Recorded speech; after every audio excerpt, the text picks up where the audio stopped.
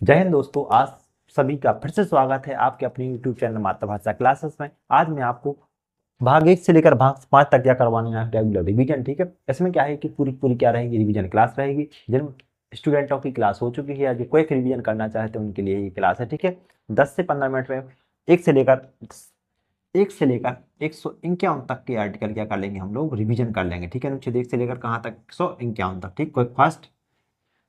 ठीक है, एक में क्या है कि भारत राज्यों का संघ है, इसके राज्य कभी टूट कर अलग नहीं हो सकते। और 2 में क्या है कि भारत की संसद किसी विदेशी राज्य को भारत में मिला सकती है। और 3 में भारत की संसद भारत के अंदर के राज्यों में क्या कर सकती है, परिवर्तन कर सकती है। उसके नाम में, उनकी सीमा में, उनके क्षेत्र में क्या कर सकती है, 2 का 1 कर सकती है, 2 कर सकती है। और 4 में क्या है, जब भारत की संसद अनुच्छेद 2 और 3 पे क्या कर रही होगी, काम कर रही होगी, तब इसमें कोई हस्तक्षेप नहीं करेगा। और 5 में क्या है, प्रारंभ से नागरिकता। 6 में क्या है, पाकिस्तान से आए लोगों के लिए नागरिकता। और 7 में क्या है, भारत से चले गए पाकिस्तान, वापस पाकिस्तान से आए लोगों के लिए नागरिकता। 8 में क्या है कि आप विदेश भ्रमण कर सकते हैं, नौकरी कर सकते हैं, व्यापार कर सकते हैं, पढ़ने जा सकते हैं, दवाई करवाने जा सकते हैं, कोई दिक्कत नहीं। और 9 में बोला गया है लई और गई। इसका अर्थ ये होता है कि जैसे ही आप किसी दूसरे देश की नागरिकता लेते हैं तो भारत की नागरिकता स्वतः ही समाप्त हो जाएगी।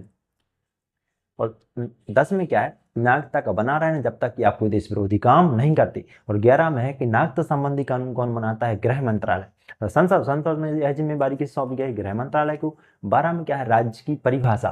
13 में अल्पीकरण। 14 में विधि के समक्ष समानता और कानून का समान संरक्षण। 15 में जाति, धर्म, लिंग, जन्म स्थान और वंश के आधार पर भेदभाव नहीं किया जाएगा।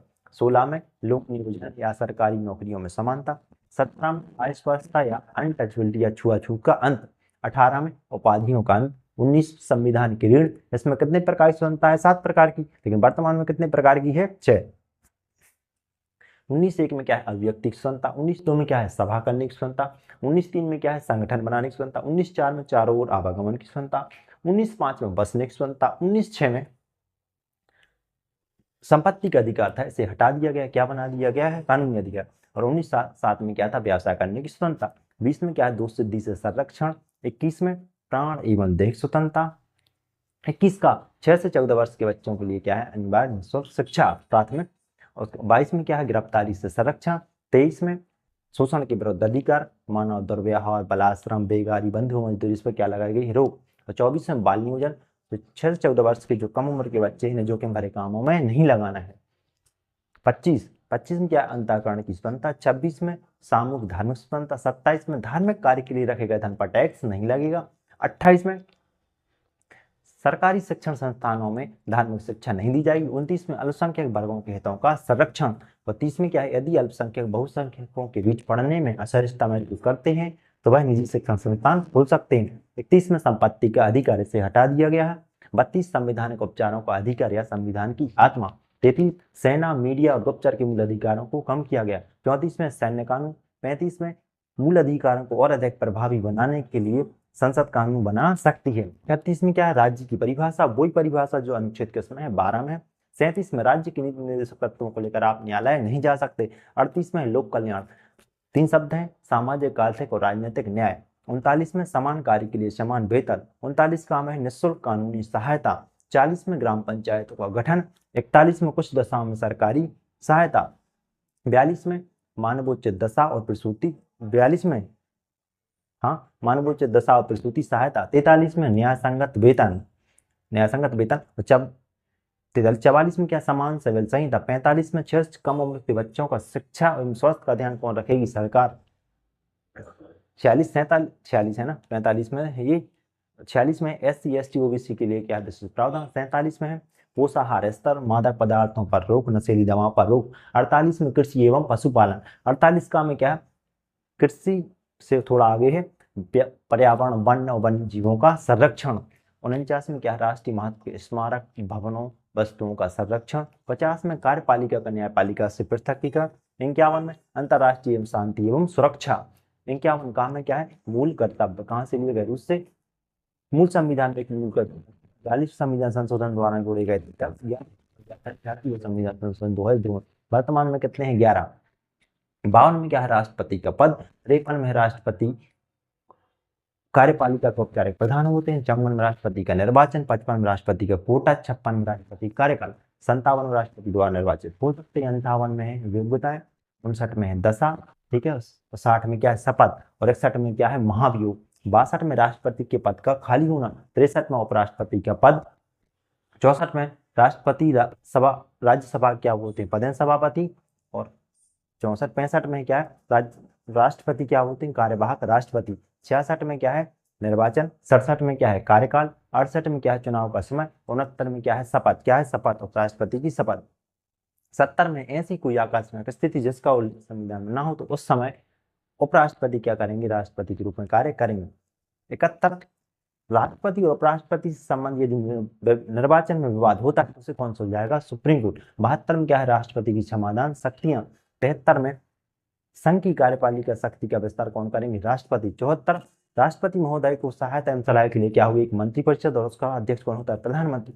75 में अन्य मंत्रियों की नियुक्ति कौन करेंगे राष्ट्रपति महोदय, किसकी सलाह पर प्रधानमंत्री की। 76 में क्या है महान्यायवादी अटॉर्नी जनरल। 77 में केंद्र सरकार के कार्यों को आसान बनाने के लिए राष्ट्रपति महोदय कानून बना सकते हैं।